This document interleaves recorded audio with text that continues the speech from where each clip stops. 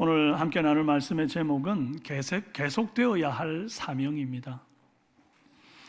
BC 586년에 예루살렘이 바벨론 포로가 됩니다. 느부갓네살 왕에게 함락이 되고 유다 백성들이 포로로 끌려가요. 그리고 세월이 흘러서 스룹바벨과 예수아를 필두로 1차 포로 귀환이 이루어져서 백성들이 예루살렘으로 귀환하기 시작합니다. 그리고 다시 BC 458년에 2차 포로 귀환이 에스라를 필두로 이루어집니다. 오늘 본문은 그 포로 귀환 시대에 이 하나님의 은혜로 다시 예루살렘에 귀환하여 성읍에 살게 된 사람들, 그들을 호적한 내용이 기록되어 있습니다. 이 호적 속에서 눈여겨보아야 될 사람들이 있어요. 바로 2절에 나오는 느디님 사람들입니다. 그들의 땅 안에 있는 성읍에 처음으로 거주한 이스라엘 사람들은 제사장들과 레위 사람들과 느디님 사람들이라. 느디님 사람들은 이스라엘 사람들이 아닙니다. 히위 족속 기브온 사람들입니다. 또 미디안 족속 이방인들도 포함되어 있어요. 그런데 어째서 이 이방인들이 이스라엘 포로 귀환 호적에 등장하는 걸까요? 먼저 기브온 사람들은 이스라엘이 여리고를 점령하고 또 가나안 땅을 차지할 때에 다른 토착 민족들은 막 목숨 걸고 저항했습니다. 이스라엘과 싸움을 했다고요. 그런데 이 히위 족속 기브온 사람들은 이스라엘과 화친하기로 마음을 먹습니다. 도저히 안 될 싸움이다. 하나님이 작정하셔서 안 된다. 애굽을 이기고 나왔다. 그러고는 이제 화친을 하려 하는데 이게 이제 정상적인 방법은 아니었죠. 아주 멀리서 가나안 땅 아닌 데서 온 것처럼 위장을 하고 신 포도주, 또 곰팡이 쓴 떡, 헤어진 옷, 낡은 신발 이런 걸 신고 와서는 거짓말로 화친을 합니다. 그러나 어찌됐든 화친을 맺은 탓에 이 사람들을 죽이지를 못하고 이제 여호수아가 그들을 여호와의 성전 맡은 일을, 허드렛 일을 하도록 이렇게 레위인들에게 줍니다. 여호수아 9장 27절, 그날에 여호수아가 그들을 여호와께서 택하신 곳에서 회중을 위하여 여호와의 제단을 위하여 나무를 패며 물을 깃는 자들로 삼았더니 오늘까지 이르니라. 또 민수기 31장에 모세가 미디안과 싸워 승리한 후에 전리품을 취하는 장면이 나옵니다. 미디안 포로가 잡혀왔는데 그들 중에 하나님께 곡물로 바친 자들이 있고 그들 중에 또 일부를 레위인들에게 주어서 성전 허드렛 일을 돌보게 하죠. 민수기 31장 47절입니다. 모세가 사람이나 짐승의 50분의 1을 취하여 여호와의 장막을 맡은 레위인에게 주었으니 여호와께서 모세에게 명령하심과 같았더라 라고 기록돼요.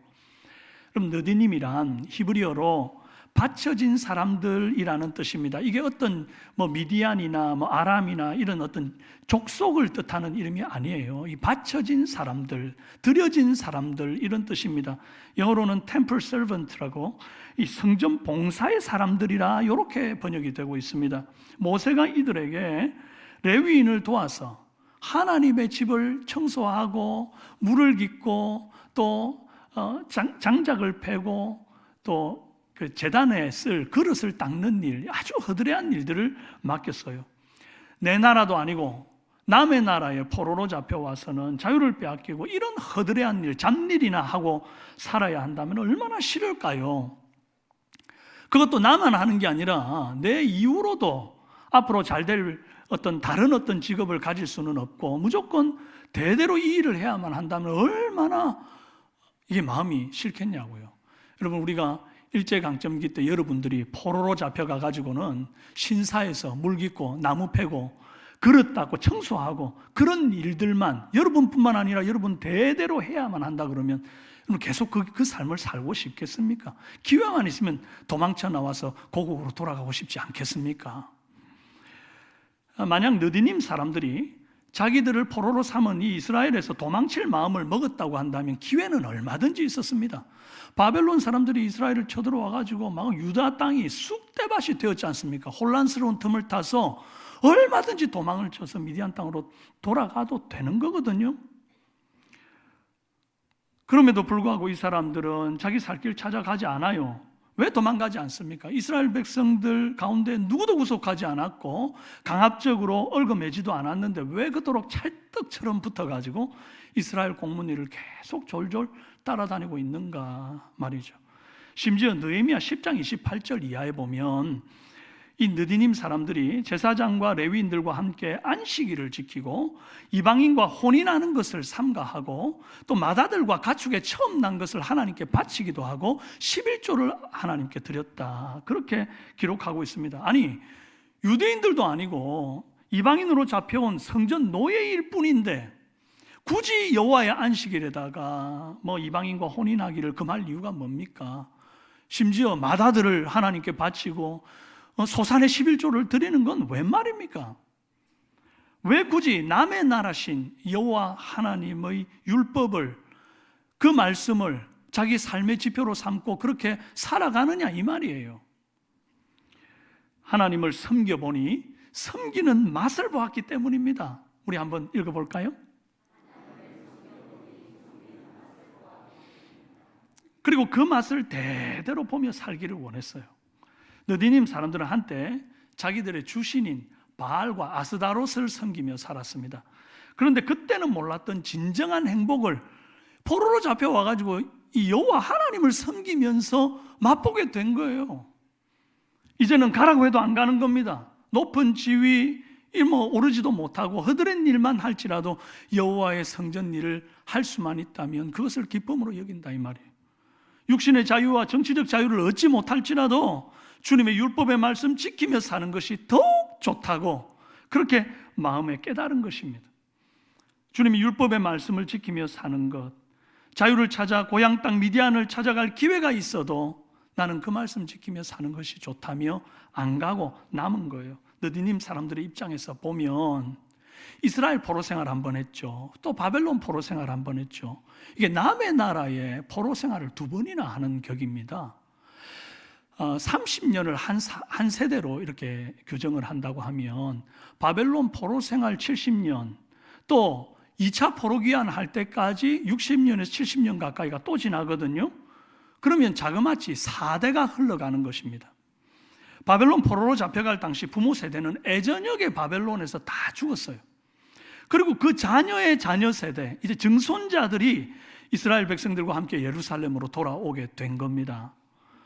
이게 뭘 의미합니까? 느디님 사람들이 이스라엘의 포로로 살 때, 성전에서 허드렛 일을 섬길 때 그 자녀들에게 맨날 이놈의 이스라엘, 이놈의 유다 땅, 정말 빨리 벗어나서 고향 땅으로 가야지, 너희는 기회만 있으면 도망쳐라, 이 유다 땅으로는 오줌도 누지 마라, 그렇게 날마다 막 그 푸념을 늘어놓고 자녀들에게 그렇게 말을 했다고 한다면 어떻게 느디님 다음 세대, 이 자녀 세대들이 유다 백성들과 함께 이 귀한 대열에 오를 수가 있었겠습니까? 최초의 느디님 사람들은 여호수아가 가나안 정복 전쟁을 시작했던 바로 그 BC 1406년에 시작되었어요. 그로부터 약 1000년이 흐른 BC 536년 바벨론 1차 포로 귀환, 또 458년 에스라 2차 포로 귀환, 444년 느헤미야의 3차 포로 귀환에 이르기까지 이 느디님 사람들은 계속해서 포로 귀환의 대열에, 행렬에 같이 따라 올라와서 예루살렘에 다시 살기를 시작합니다. 하나님 앞에서 섬김의 약속을 약 1000년을 넘게 지키고 있는 거예요. 저는 그들이 성전 봉사 일을 하면서 대대로 자손들에게 남긴 어떤 유언 같은 메시지가 분명히 있었다고 짐작을 해봅니다. 얘들아, 너희는 엄마 아빠가 죽어도 절대로 미디안으로 돌아가지 마라. 아무리 우리 고국이 거기라고 할지라도, 비록 우리가 포로로 잡혀온 역사가 있다 할지라도 너희는 절대로 고국으로 돌아가지 말고 이 여호와 하나님을 섬기는 복을 붙들어라. 유다 민족들에게 딱 붙어서 그들이 섬기는 여호와 하나님을 나의 하나님으로 섬기는 이 복을 빼앗기지 말거라. 그렇게 계속 자녀들에게 이 허드레한 일이지만 하나님의 일을 하는 것을 기쁨으로 여기는 이 삶을 계속 가르치고, 또 날마다 그것을 입술로만 거짓으로 가르치는 것이 아니라 삶으로 그것을 기쁨으로 보여주지 않았다고 한다면 어떻게 이 자녀의 자녀 세대들, 증손자 세대들이 우리 부모들이 했던 그 허드레한 일, 나는 여전히 여호와의 성전을 섬기는 일을 하겠다고 돌아올 마음을 먹겠느냐 이 말이에요. 이 부모 세대들이 느디님 다음 세대들에게 지대한 영향을 미친 것이 분명합니다. 우리는 오늘날 이 느디님 사람들을 보면서 도전받아야 할 몇 가지 사명이 있습니다. 첫째로 자유보다 더 좋은 섬김의 사명입니다. 읽어봅시다. 예수를 떠나 교회를 떠나 나 하고 싶은 대로 다 하고 사는 자유보다, 세상에서 승진하고 더 나은 지위를 얻는 것보다, 열심히 돈 벌어서 남부럽지 않게 사는 것보다 내가 여호와를 섬기는 것이 가장 큰 행복인지 아는 삶, 주의 교회에서 예배하고 공동체와 더불어 섬기는 것이 최고의 영광인 줄 아는 삶, 이 삶이, 이 마음이, 이 스피릿이 우리에게도 필요하다 이 말입니다. 느디님 사람들은 성전 청소하고 제단에 쓸 물 깃고 나무 패고 그릇 닦는 게 고작이었지만 이 보잘것없는 일을 주님의 일로 아주 소중하게 여겼습니다. 그 섬김이 너무 좋고 영광스러워서 틈만 나면 자녀 세대들에게 여호와를 섬기는 복이 얼마나 귀한지, 여호와의 성전의 그 크고 작은 일들을 섬길 때 얼마나 복된지 귀에 딱지가 않도록 말했던 겁니다. 그래서 자연스럽게 자녀들과 그 자녀들의 자녀들에게까지 이게 은연중에 교육이 되었던 거죠. 교회 안에 크고 작은 사역들은 느디님 사람들이 하는 사역들과 많이 닮았습니다. 찬양대, 또 각 부서 주일학교 교사들, 목자들, 전도팀, 새가족팀, 재정출납, 엘림 행복학교 섬김팀들, 이제 여기 만남의 동산까지 생겼고 거기에 나무를 쭉 심었잖아요. 또 그 경사면에 잔디 나도록 이렇게 씨앗이 심겨져 있는 아주 특수한 종이를 깔았단 말이에요. 거기에 이제 물 주는 일까지 또 생겼네요. 만약에 이런 일들을 하면서 불평과 원망이 솟구친다면 어떻게 될까요? 교회만 갔다 오면 설교가 어떻고 찬양이 어떻고, 아유 성도가 이래서 되냐 하고 막 이렇게 속에 부글부글 하는 얘기들을 온 가족 식구들 자녀들에게 다 쏟아내 놓으면 과연 여러분의 자녀들이 대를 이어 교회에 가서 하나님을 예배하고 싶은 마음이 들겠습니까? 하나님을 섬기는 것을 기쁨과 영광으로 할까요? 짐으로 할까요? 여러분, 주님 섬기는 삶을 가문의 영광으로 알고 사는 사람들은 아무리 보잘것없는 일을 해도, 또 그 일을 하다가 어떤 인간적인 충돌이 있어도 하나님만 바라보며 찬송하며 기뻐하며 감사하는 줄로 믿습니다. 대대로 그렇게 섬기는 자들이 여호와의 복을 누릴 줄로 믿습니다. 고기도 먹어본 사람이 맛을 알듯 주님도 섬겨본 사람이 그 섬김의 맛을 아는 줄로 믿습니다. 오늘 저와 여러분들이 그 섬김의 사람들이 다 되시기를 주님의 이름으로 축원합니다. 다음으로 자긍심을 느끼며 대물림해야 할 사명입니다. 읽어봅시다. 바벨론 포로에서 귀환한 유다 백성들을 호적할 때에 자기가 속한 지파와 개인의 이름만을 호적한 것이 아니라 과거 포로로 잡혀가기 전에 부모 세대들, 그 할아버지 세대들이 어떤 직분으로 하나님을 섬겼는지까지 기록되어 있습니다. 그리고 그들이 이제 포로에서 귀환해서도 과거에 우리 할아버지 세대, 아버지 세대가 했던 그 일을 이제 이 자녀 세대들도 똑같이 하게 되는 것입니다. 그런데 이제 이들이 돌아와서 하게 될 그 부모 세대들이 했던 일을 이렇게 보니까 전혀 부러운 직분이 아니에요. 어떻게 보면 너무 좀 폼이 안 난다 싶은 그런 일들입니다. 17절, 레위 지파 사람들 가운데 문지기들의 이름이 나와요. 문지기는 살룸과 악굽과 달몬과 아히만과 그의 형제들이니 살룸은 그 우두머리라. 19절에는 살룸과 그의 종족 형제 곧 고라의 자손이 수종드는 일을 맡아 성막 문들을 지켰으니 그들의 조상들도 여호와의 진영을 맡고 출입문을 지켰으며, 그럽니다. 조상 때부터 대대로 하던 일이 뭐라? 문지기. 아니, 증손자들이 이제 돌아와서 그 문지기 하겠다고 오는 거예요.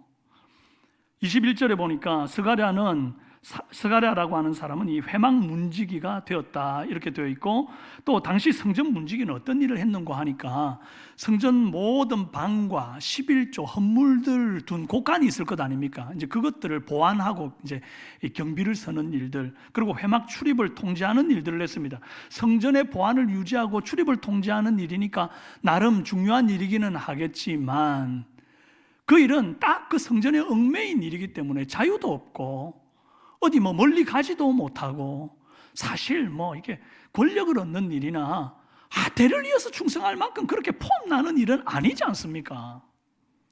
그런데 그것도 사명이라고 고작 그 문지기 한다고 조상적부터 대를 물려 직분을 감당하는 거예요. 그들이 왜 이렇게 투철한 사명감으로 이 보잘것없는 직분을 대를 물려가며 성실하게 감당했을까요?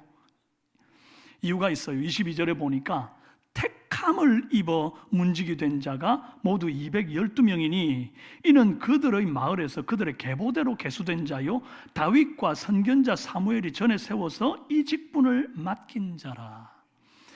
택함을 입었다는 겁니다. 아무나 하고 싶다고 문지기 할 수 있었던 게 아니었다는 거예요.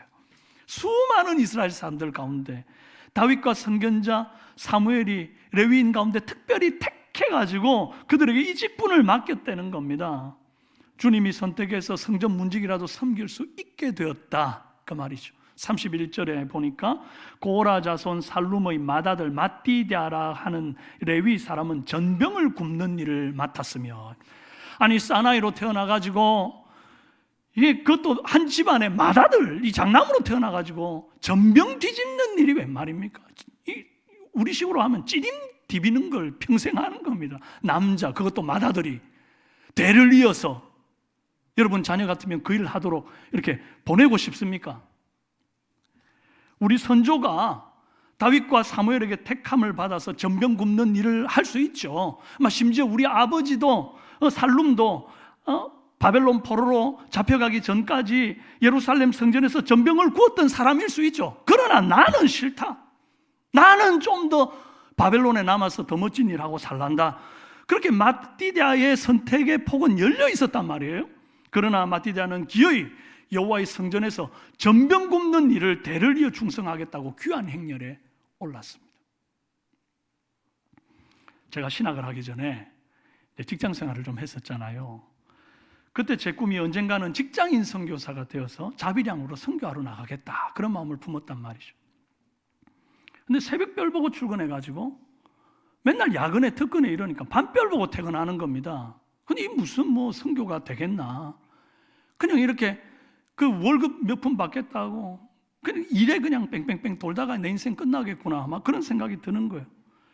그래서 이제 길을 쓰고 금요철야 예배 때가 되면 시간 맞춰가지고 퇴근을 하는 거예요. 그랬더니 지금이 얼마나 바쁠 때인데 이 납기 길 맞춰야 되는데 지금 뭐 철야 예배 한다고 간다고? 뭐 이러니까 사람이 뭐 예배 한번 드리러 가는 게 죄인 되는 겁니다. 주일에도 납품 기일 맞추려면 이제 특근을 해야 되니까 무조건 나오라는 겁니다. 저는 예배 드려야 되기 때문에 못 갑니다. 그랬더니 또 남들은 다 자기 희생하고 일요일에도 나와가지고 열심히 납기 기일 맞춘다고 일하고 있는데 교회 다니는 것들이 제일 문제야. 희생정신도 없고. 제 마음이 그냥 그렇게 힘들었어요.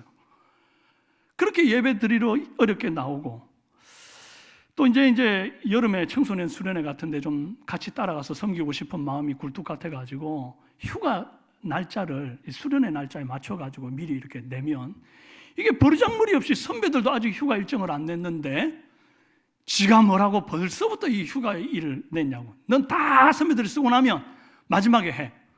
아주 참 믿음 생활 하기가 고달팠어요. 그래서 하나님, 나 정말 이렇게 살고 싶지 않아요. 그럼 점심시간 때만 되면요, 일하다가 아무도 없는 그 옥상으로, 회사 옥상으로 올라가는 겁니다. 그래가지고 잠깐 동안 그 성경 보고 기도하면서 하나님, 나 정말 이렇게 안 살고 싶습니다. 돈 못 벌어도 좋으니까 하나님 문직이라도 좋으니 나 좀 써주세요. 나 좀 써주세요. 안 그럴 거면 지금 저를 좀 데려가십시오. 막 그렇게 기도했어요. 안 데려가셨어요. 왠지 아세요? 저를 문지기로 쓰셨잖아요. 여러분, 우리 교회 도어락이 몇 개인지 아십니까? 8개입니다. 1층 후문, 목양실, 교역자실, 2층 식당, 4층 당회실, 지하 1층 방송실, 그 옆에 영화부실, 여기 본당 8개의 도락이 있는데 제가 못 들어가는 문이 없습니다. 제가 모르는 비밀번호가 없어요. 이 정도면 문지기 아닙니까? 하나님 교회 문지기고, 제가 웬 복과 은혜를 받아가지고 여호와의 집에 문지기라도 줬사오니 하나님 문지기 시켜달라 그랬더니 웬 은혜로 예배와 말씀을 수종드는 사람이 되고 이렇게 성전을 돌아보는 복을 얻었습니다.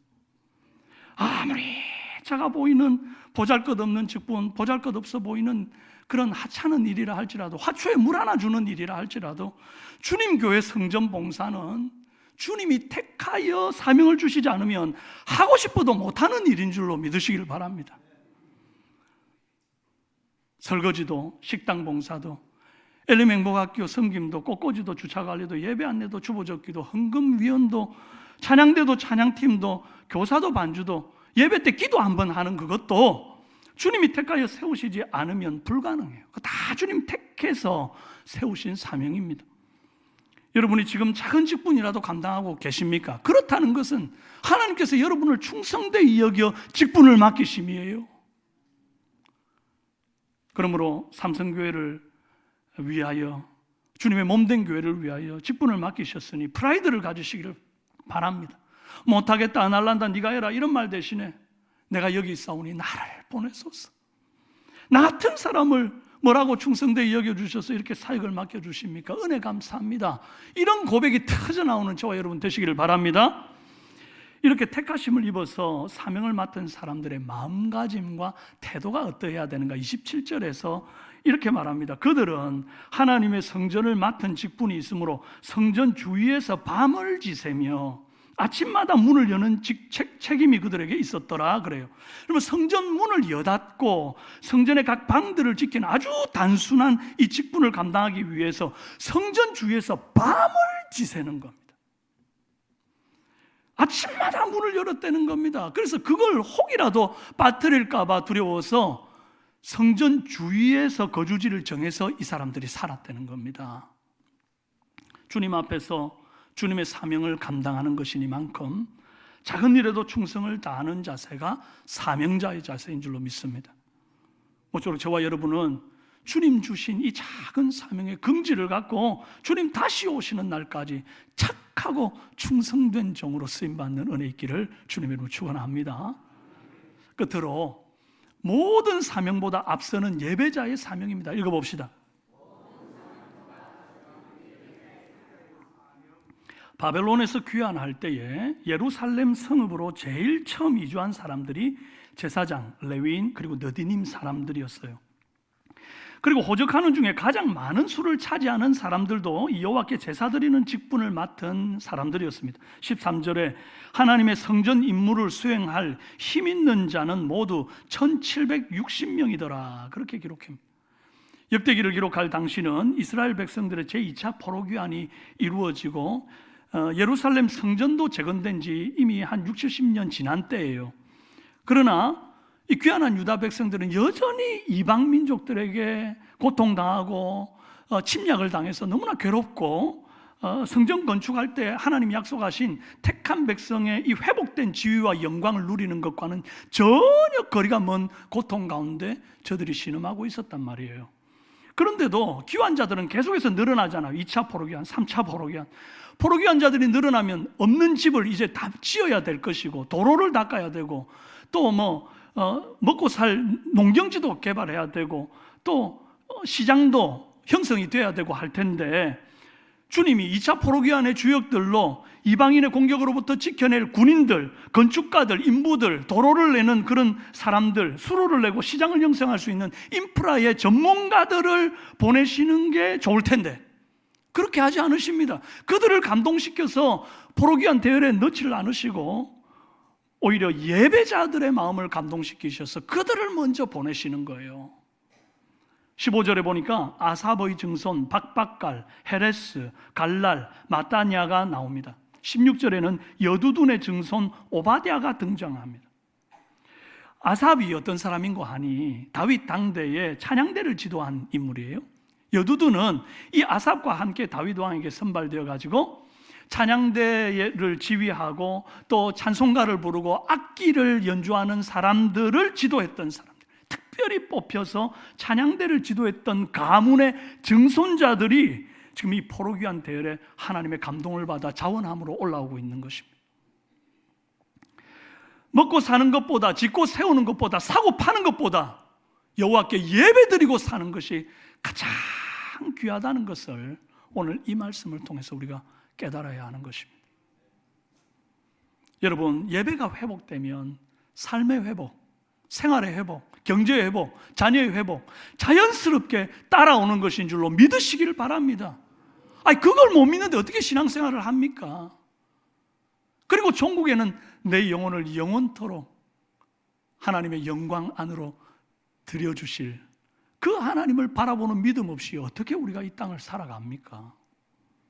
여러분, 내 영혼이 잘된 것 같이 범사가 잘되고 강건하는 이 순서가 지켜지는 은혜 있기를 바랍니다. 예배를 뒷전으로 하고 다른 것 먼저 거머쥐려고 하는 모든 행동들은 다 바람 잡는 것과 같아서 결국 마지막에는 헛되니 모든 것이 헛되도다 라고 하는 정말 허무한 고백만 남길 뿐입니다. 우리가 그런 사람 되지 않기를 바랍니다. 사랑하는 여러분, 성전 봉사의 직무를 담당하던 이 레위 지파 고라 자손이 시편 84편 10절에서 노래했습니다. 우리 함께 한번 읽어봅시다. 내 마음의 고백인 것처럼 시작. 주의 궁정에서의 한날이 다른 곳에서의 첫날보다 나은즉 장막에 사는 것보다 내 하나님의 성전 문지기로 있는 것이 좋사오니. 할렐루야. 아멘이십니까? 아멘이십니까? 이 고백이 저와 여러분의 고백되기를 바랍니다. 너디님 사람들은 1000년이 넘도록 그 허드렛 일이라 할지라도 여호와를 섬기는 일이 가장 행복한 일인 줄 알고 고향 땅 밟기를 원치 아니하며 기어이 이스라엘과 더불어 여호와를 섬기는 일에 삶을 드리고 대물림으로 대대손손 여호와 하나님을 경외하며 살았습니다. 저와 여러분도 기쁨과 행복으로 주를 섬긴 이 간증들을 우리 다음 세대들에게 계속해서 흘려보내는 행복한 예배자 다 되시기를 주님의 이름으로 축원합니다.